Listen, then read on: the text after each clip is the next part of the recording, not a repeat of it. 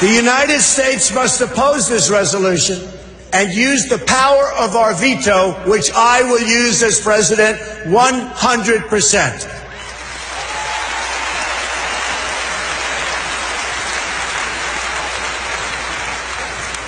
When people ask why, it's because that's not how you make a deal. Deals are made when parties come together. They come to a table and they negotiate. Each side must give up something.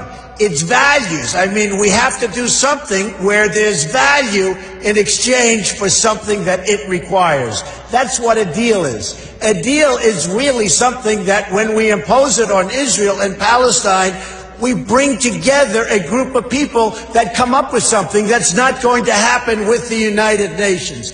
It will only further, very importantly, it will only further delegitimize Israel. It will be a catastrophe and a disaster for Israel. It's not going to happen, folks.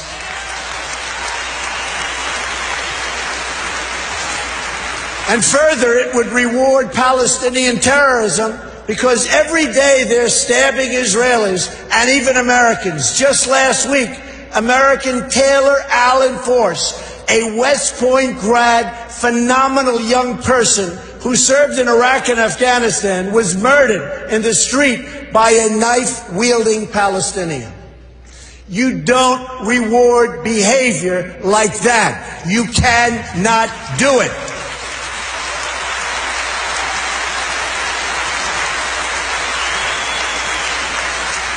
There's only one way you treat that kind of behavior. You have to confront it.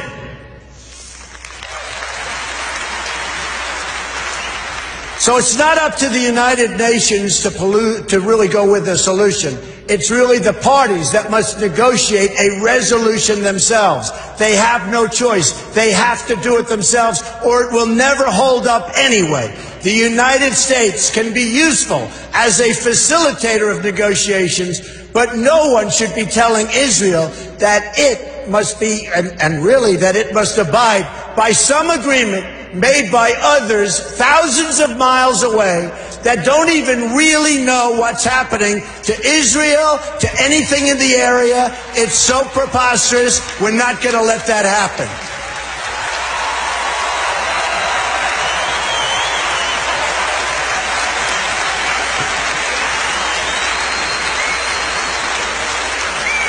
When I'm president, believe me, I will veto any attempt by the UN to impose its will on the Jewish state. It will be vetoed 100%. You see, I know about deal making. That's what I do. I wrote The Art of the Deal. One of the best-selling all-time, and I mean seriously, I'm saying one of because I'll be criticized as if I say the, so I'm going to be very diplomatic.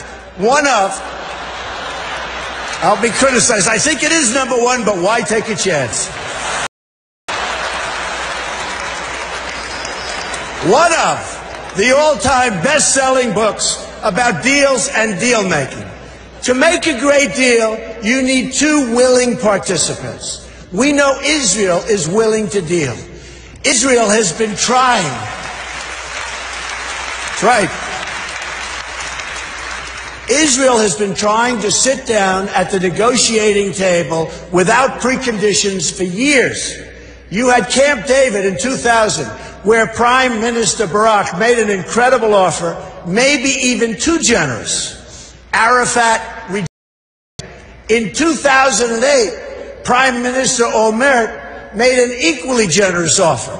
The Palestinian Authority rejected it also. Then John Kerry tried to come up with a framework, and Abbas didn't even respond, not to the Secretary of State of the United States of America. They didn't even respond. When I become president, the days of treating Israel like a second-class citizen will end on day one.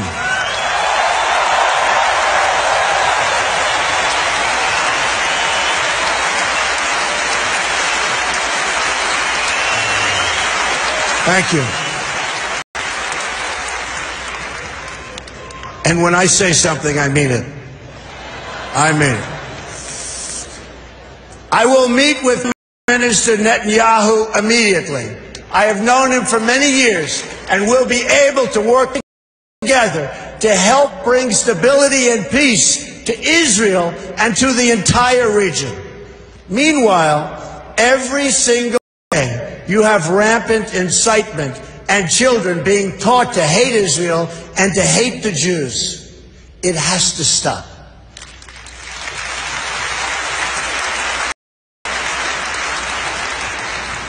When you live in a society where firefighters are the heroes, little kids want to be firefighters. When you live in a society where athletes and movie stars are the heroes, little kids want to be athletes and movie stars. In Palestinian society, the heroes are the murdered Jews. We can't let this happen any longer. You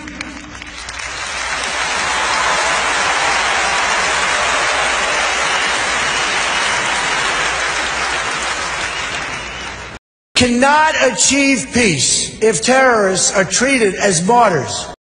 Glorifying terrorists is a tremendous barrier to peace. It is a horrible, horrible way to think. It's a barrier that can't be broken. That will end, and it'll end soon, believe me.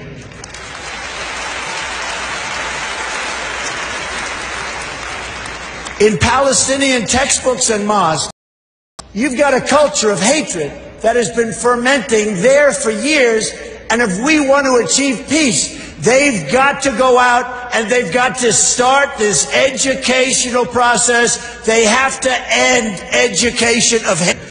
They have to end it, and now.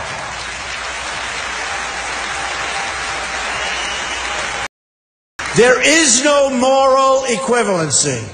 Israel does not name public squares after terrorists. Israel does not pay its children to stab random Palestinians.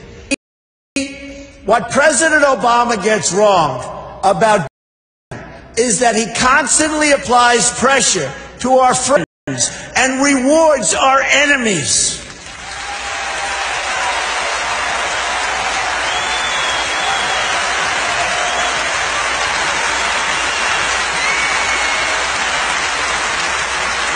And you see that happening all the time. That pattern practiced by the president and his administration, including former Secretary of State Hillary Clinton, who is a total disaster, by the way.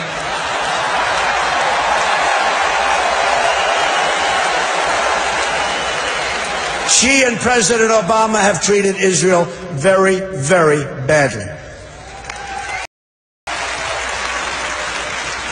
But it's repeated itself over and over and has done nothing to embolden those who hate America. We saw that with releasing the $150 billion to Iran in the hope that they would magically join the world community. It didn't happen.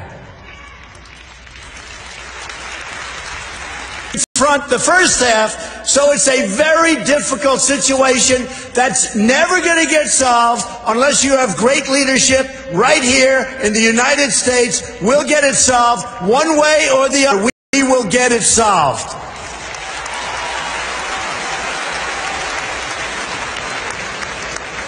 But when the United States stands with Israel, the chances of peace really rise, and rises exponentially. That's what will happen when Donald Trump is President of the United States.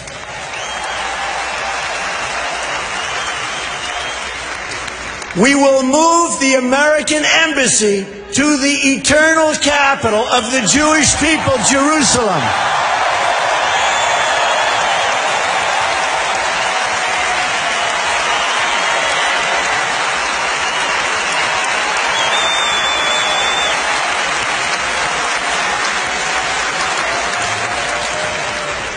And we will send a clear signal that there is no daylight between America and its reliable ally, the State of Israel.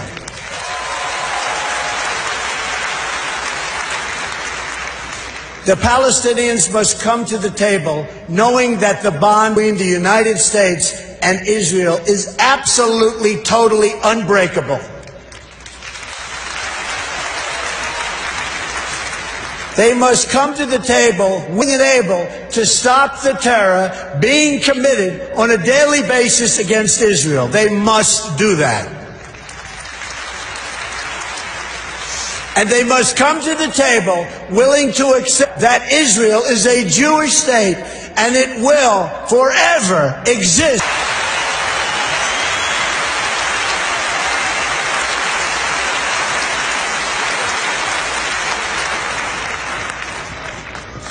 I love the people in this room. I love Israel.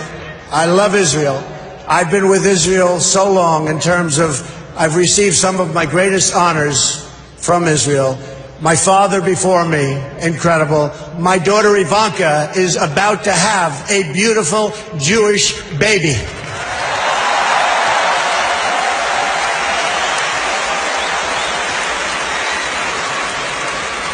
In fact, it could be happening right now, which would be very nice as far as I'm concerned. So I want to thank you very much. This has been a truly great honor. Thank you, everybody. Thank you. Thank you very much.